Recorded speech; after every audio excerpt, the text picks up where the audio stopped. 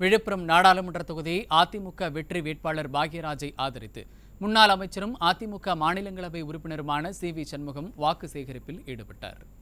விழுப்புரம் நாடாளுமன்ற தொகுதிக்கு உட்பட்ட கள்ளக்குறிச்சி மாவட்டம் உளுந்தூர்பேட்டை அடுத்த காட்டு எடையார் கிராமத்தில் தீவிர வாக்கு சேகரிப்பில் ஈடுபட்டார். அப்போது கழக நிர்வாகிகள் பலர் உடனிருந்தனர். மதுரை மாவட்டம் உசிலம்பட்டியில் தேனி நாடாளுமன்ற தொகுதி அதிமுக வேட்பாளர் வி.டி. நாராயணசாமி அறிமுக கூட்டம் மற்றும் ஆலோசனைக் கூட்டம் முன்னாள் அமைச்சரும் எதிர்க்கட்சி துணைத் தலைவருமான ஆர்.பி. உதயகுமார் தலைமையில் நடைபெற்றது. இதில் கழக அமைப்பு செயலாளர்கள் எஸ்.டி.கே. ஜக்கையன், மகேந்திரன், மாவட்ட செயலாளர் முருகோடை ராமர், முன்னாள் எம்எல்ஏக்கள் மாணிக்கம், கருப்பையா, ஏ.கே.டி. ராஜா, தவசி உட்பட கழக நிர்வாகிகள் ஏராளமானோர் கலந்து கொண்டனர். அப்போது பேசிய முன்னாள் அமைச்சர் ஆர்.பி. உதயகுமார், நாடாளுமன்ற தொகுதி வேட்பாளர் வெற்றி பெறுவது உறுதி என தெரிவித்தார். பயம் வந்துருச்சு. இந்த மாவட்டத்தினுடைய அமைச்சர் மூர்த்தி நேற்று பேசுற போது சொல்றாரு, ஏன்னா அவர் தவிச்சு போயிட்டாரு. அவர் நேற்று சொல்றாரு, எப்பா ரிசல்ட் வந்து அடுத்த நாள் நான் கட்சி பதவியும் அமைச்சர் பதவியும் ராஜினாமா பண்ணிடுவேன். மூர்த்தி மாண்புமிகு அமைச்சர் மூர்த்தி அவர்களே, நீங்க ரிசல்ட் வரைக்கும் வெயிட் பண்ண வேண்டாம், நாளைக்கே நீங்க ராஜினாமா பண்ணுங்க. ஏன்னா நீங்க தோக்க போறது உறுதி. மக்கள் உங்களுக்கு வாக்களிக்க மாட்டாங்க. ஆனால் 40 ஆண்டு காலம் ஒரே இயக்கத்திலே பணியாற்றி இரட்டையை இதயத்திலே சுமந்து வாழ்ந்த நம்முடைய சாமானிய தொண்டர் நாராயணசாமி வெற்றி பெறுவது உறுதி.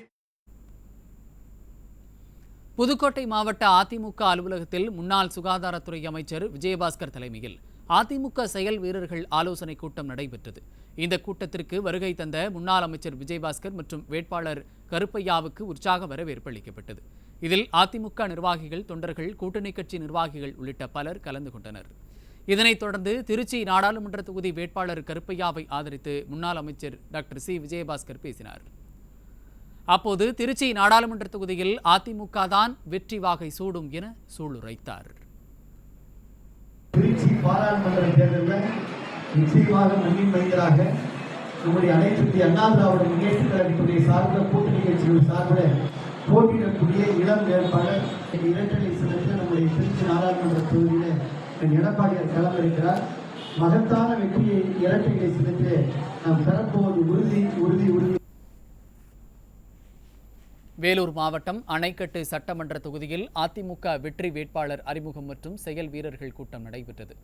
இதில் வேலூர் புறநகர் மாவட்ட கழக செயலாளர் வேலழகர் தலைமையில் அதிமுக வெற்றி வேட்பாளர் பசுபதியை அறிமுகம் செய்து வைத்து வேலூர் மாநகர் மாவட்ட செயலாளர் எஸ்.ஆர்.கே. அப்பு, முன்னாள் அமைச்சர்கள் கே.சி. வீரமணி, முக்கூர் சுப்பிரமணியன், துணை முன்னாள் துணை சபாநாயகர் தம்பிதுரை ஆகியோர் ஆலோசனைகளை வழங்கினர். இந்த நிகழ்ச்சியில் நகர ஒன்றிய பேரூர் கழக நிர்வாகிகள் மற்றும் அதிமுக மற்றும் கூட்டணி கட்சி நிர்வாகிகள் கலந்து கொண்டனர். சிவகாசியில் நடைபெறவுள்ள அதிமுக பொதுக்கூட்டத்திற்கான முன்னேற்பாடுகள் குறித்து விருதுநகர் மேற்கு மாவட்ட கழக செயலாளரும் முன்னாள் அமைச்சருமான அதிமுக அமைப்பு கழக செயலாளருமான டி. ராஜேந்திர பாலாஜி தனது இல்லத்தில் கழக நிர்வாகிகளுடன் ஆலோசனையில் ஈடுபட்டார். திருவாரூர் மாவட்டம் திருத்துறைப்பூண்டியில் செயல் வீரர்கள் ஆலோசனைக் கூட்டம் நடைபெற்றது. இக்கூட்டத்தில் முன்னாள் அமைச்சர்கள் O.S. மணியன், காமராஜ் மற்றும் நாகை நாடாளுமன்ற தொகுதி வெற்றி வேட்பாளர் டாக்டர் சுர்ஜித் சங்கர் உள்ளிட்ட ஏராளமானோர் கலந்து கொண்டனர். திண்டுக்கல் அருகே ஊரக வளர்ச்சித்துறை அமைச்சர் ஐ. பெரியசாமி பிரச்சாரத்தின் போது மகளிர் உரிமை தொகை திட்டத்தில் ஏற்பட்ட குளறுபடி குறித்து புகார் வாசித்தார். திண்டுக்கல் நாடாளுமன்ற தொகுதியில் போட்டியிடும் சிபிஎம் வேட்பாளர் சச்சிதானந்தத்தை ஆதரித்து பஞ்சம்பட்டியில் பிரச்சாரம் செய்த அமைச்சர் ஐ. பெரியசாமியை சுற்றி வளைத்த அப்பகுதி பெண்கள் முதலில் சில மாதங்களுக்கு மகளிர் உரிமை தொகை வந்ததாகவும் கடந்த 4 மாதங்களாக மகளிர் உரிமை தொகை வரவில்லை எனவும் புகார் வாசித்தனர். நீலகிரி மாவட்டம் கூடலூர் பகுதியில் இருவேறு இடங்களில் உரிய ஆவணங்கள் இன்றி காரில் எடுத்து செல்லப்பட்ட 7,71,000 ரூபாயை தேர்தல் பறக்கும் படையினர் பறிமுதல் செய்தனர். பறிமுதல் செய்யப்பட்ட பணம் கோட்டாட்சியர் அலுவலகத்தில் ஒப்படைக்கப்பட்டது. தேர்தல் விதிகள் அமலுக்கு வந்த பின்பு கூடலூர் தொகுதியில் மட்டும் சுமார் 66,61,000 ரூபாய் பறிமுதல் செய்யப்பட்டுள்ளது குறிப்பிடத்தக்கது. சிவகங்கையில் தேர்தல் கண்காணிப்பு குழுவினர் வாகன சோதனைகளில் ஈடுபட்டனர். அப்போது உரிய ஆவணம் இன்றி காரில் எடுத்து செல்லப்பட்ட 13 லட்சம் ரூபாய் பணத்தை பறிமுதல் செய்து சிவகங்கை கருவூலத்தில் ஒப்படைத்தனர். கரூர் மாவட்டம் ஒசூரில் தேர்தல் பறக்கும் படை அதிகாரிகள் வாகன சோதனையில் ஈடுபட்டனர். அப்போது உரிய ஆவணமின்றி கொண்டுவரப்பட்ட 5000 ரூபாய் மதிப்புடைய திமுக சின்னம் பொறிக்கப்பட்ட 26 டி ஷர்ட்டுகளை பறிமுதல் செய்து குளித்தலை கோட்டாட்சியர் அலுவலகத்தில் ஒப்படைத்தனர். திருவாரூர் மாவட்டம் மன்னார்குடி அருகே உள்ள உள்ளிக்கோட்டையில் உரிய ஆவணங்களின்றி எடுத்துச் செல்லப்பட்ட 1,73,000 ரூபாயை பறிமுதல் செய்த தேர்தல் பறக்கும் படையினர் வருவாய் கோட்டாட்சியர் அலுவலகத்தில் ஒப்படைத்தனர். தஞ்சை மாவட்டம் திருவையாறு அருகே இருசக்கர வாகனத்தில் உரிய ஆவணங்களின்றி எடுத்துச் செல்லப்பட்ட 63,000 ரூபாயை தேர்தல் பறக்கும் படையினர் பறிமுதல் செய்தனர். பறிமுதல் செய்யப்பட்ட பணம் அரசு கருவூலத்தில் ஒப்படைக்கப்பட்டது.